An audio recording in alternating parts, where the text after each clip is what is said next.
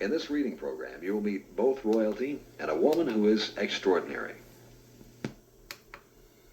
Many years ago, in the country of Lorraine, lived a woman named Leah and her 2 sons.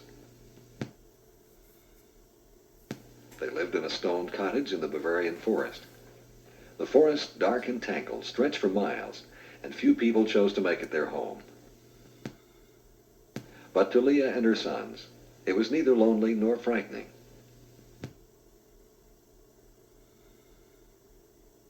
Each day, shortly before sunup, the elder son, a woodcutter, went into the forest to chop and gather wood. Then he spent the rest of the day carving.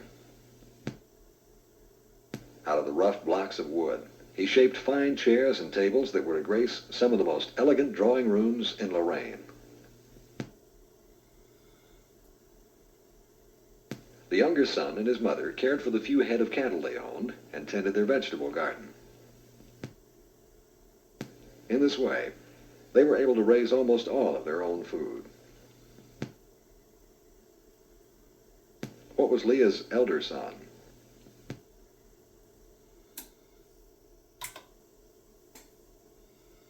Yes. At the end of the day, as the shadows cast by the gnarled oaks deepened, the family gathered by the fireplace in their cottage and rested from their work. Sometimes the 2 boys matched wits in a game of chess or read by the light of the fire.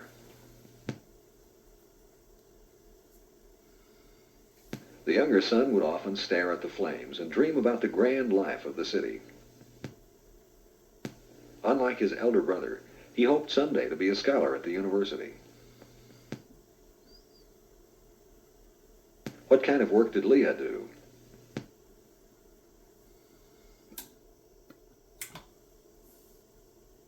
Yes. Each evening, Leah would sit by the fire and quilt. Using patterns handed down from mother to daughter for many generations, she sewed while her thoughts drifted. The stars, flowers, and birds she created seemed to spring from the rough cloth like bright, living things. Twice a year, Leah exhibited her handicrafts at the village fair. Since her work was well known everywhere, people traveled from distant cities to purchase her quilts. At the last fair, a buyer for the Queen had stopped his great coach in the village square. His name was Lord Hampton, and he was dressed elegantly in gray striped silk.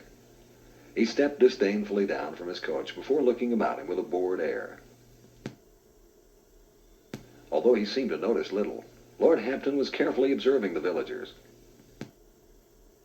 He knew the Queen was anxious to find out if she still had the full support of her people. After a moment, he asked the way to Leah's booth. Leah's handicrafts were well known everywhere. What did she display at the fair?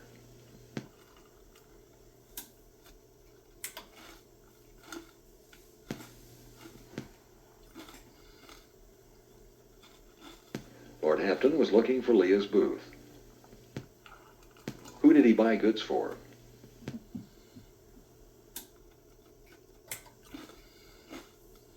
Right. The villagers stopped what they were doing and simply stared. Never before had a member of the Queen's court arrived at the fair. As the nobleman fingered the beautiful quilts, Leah continued to sew, an expression of quiet dignity on her face. In the end, Lord Hampton purchased 6 of her quilts. Although he offered twice as much for the 7th quilt, Leah would not sell it. Evenly meeting his imperious gaze, she explained, "This quilt bears the royal insignia of our Queen. It will not be finished until the day her son takes the throne." A smile flashed across Lord Hampton's face, and he left, strangely satisfied. Everyone in the village knew that the young Queen was in grave danger. She was being challenged for her throne by her ambitious brother-in-law, the Duke of Wayne. He wanted to oust the queen before her son Ian, now only a frail boy of 10, was old enough and strong enough to claim the crown. Prince Ian was said to be a brilliant child. The queen had made it clear that she planned to turn over complete rule to her son when he reached the age of 16 years. However, people close to the queen feared that she might never realize this dream. The queen was in grave danger. Who wanted to take her throne away from her?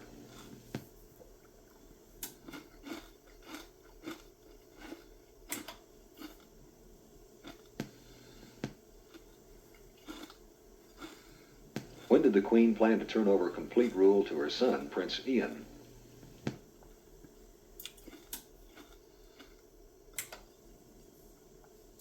Yes.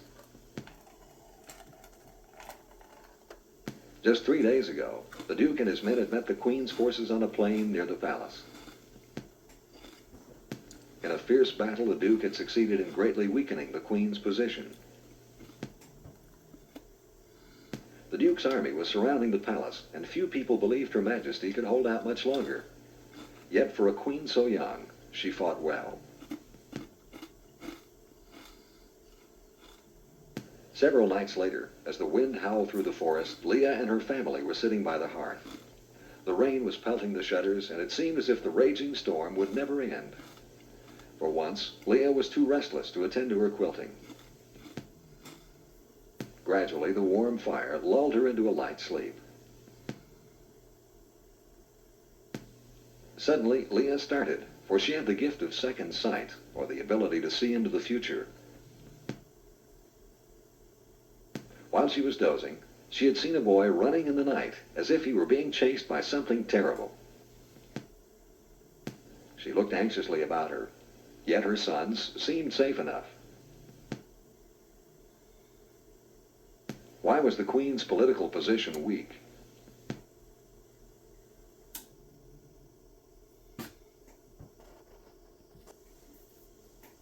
Yes.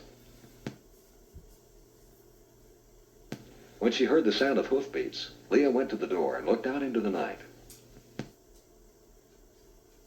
Immediately, she recognized the tall figure of Lord Hampton. How he had changed.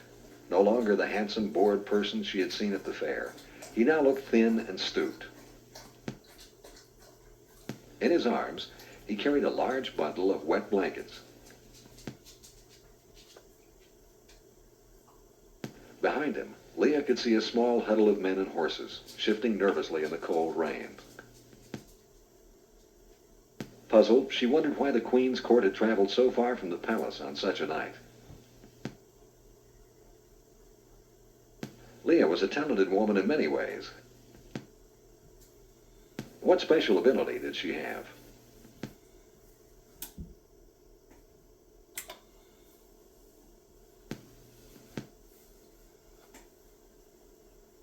Who arrived with a wet bundle at Leah's house?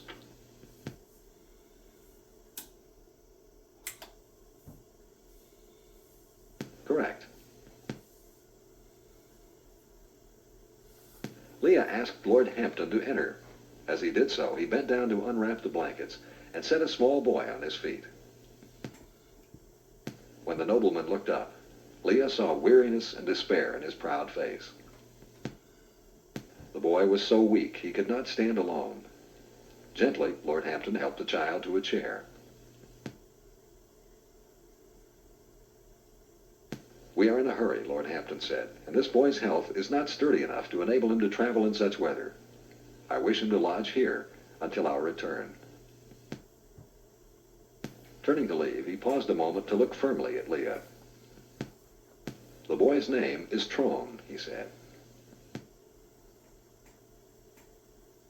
Then the heavy door slammed shut, and the sound of hoofbeats grew fainter.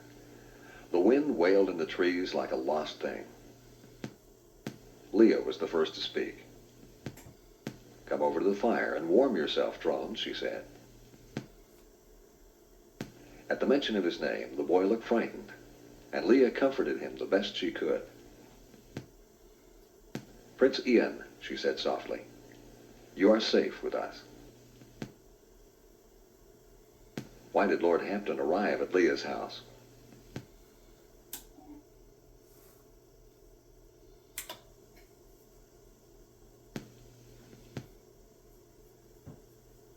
Lord Hampton left Prince Ian with Leah.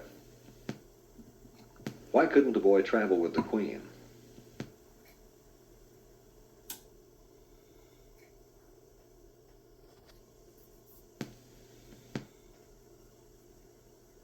Leah comforted Prince Ian.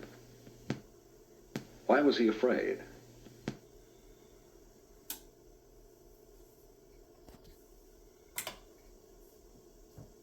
Yes. Weeks turned into months without any word from Lord Hampton. At first, the boy cried at night in his sleep. Then, too, he was sick, and Leah was afraid he would not live. But she gave him fresh fruits and vegetables to eat, and taught him how to work in the garden. Before long, he grew strong, and at times he even seemed happy. Although Leah's cottage was peaceful, the kingdom was in an uproar.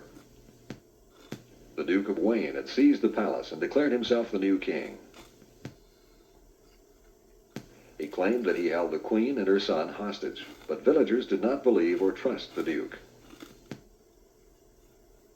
The majority of the people in the towns and villages supported the Queen and vowed to help her in any way they could. Rumor had it that the young Queen had fled toward the northern border of the kingdom, where she was building up a powerful army. Some people said that her son had tried to join her and did not survive the journey. Why was Leah worried about the prince?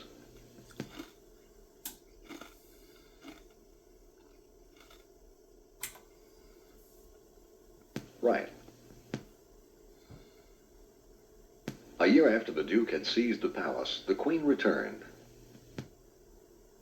This time she had an army that stretched across the plains as far as the eye could see.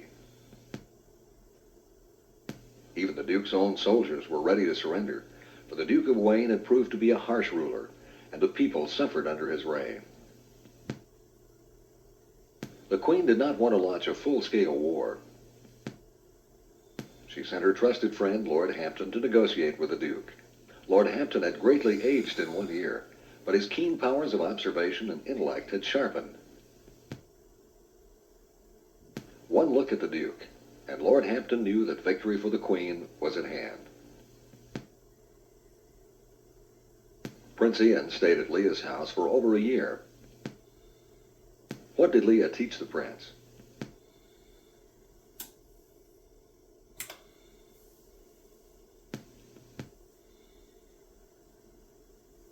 Where was the Queen when the Duke seized the palace?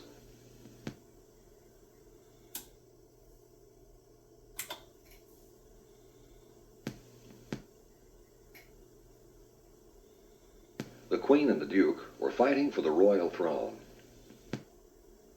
Who did the people want to win the war?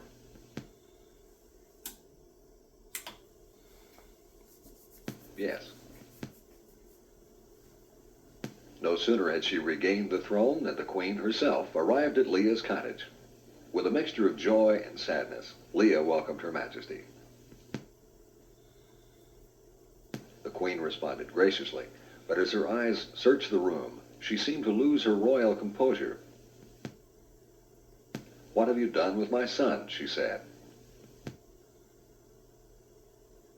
A tall, graceful boy appeared with an armful of wood. "Leah," he cried, "am I late for supper again?" Then he saw the Queen, his mother. Leah looked down at the quilt she'd been working on. This morning she had seen a child laughing in the wind. So she had left her work in the garden and taken up her quilting. Finally, the quilt with the royal emblem was finished.